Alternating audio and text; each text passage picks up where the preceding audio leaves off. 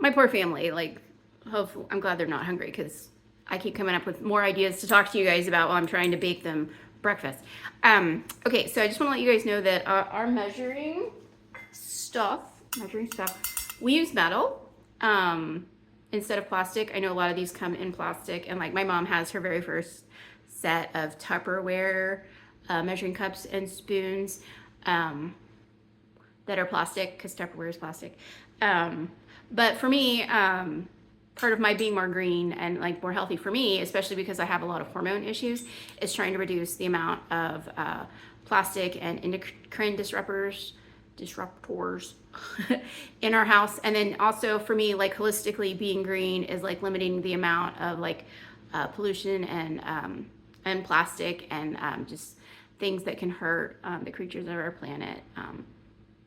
Trying to limit what I'm putting out there in the world. So when the opportunity came for us me and my husband, to like move in together, and we needed these, we did buy metal. At this point, I can't remember if we asked or we bought them, but anyway, metal came into our lives. So now you can. These were new because that's just how it happened. But sometimes families have, like, we actually have 2 sets of spoons because of how we use them. But you might have extra sets in a family or with friends, antique mall, thrift stores. There's a lot of second-hand placing and ways that you could find metal.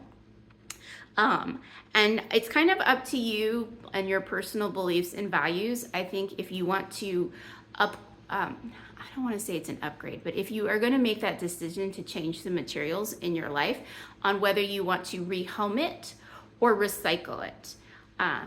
So I'll just leave that decision up to you if you want to do replacements. If you are replacing plastic measuring thingies, those are going to be a hard plastic, and you're going to need to find a recycling facility that accepts hard plastics.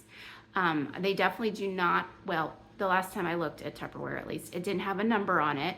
So you may want to check with your local recycler if they'll take that kind of plastic if you want to recycle it.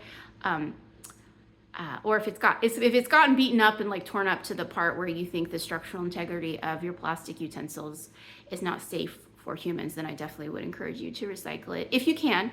And then if you can't, to put it in the trash can.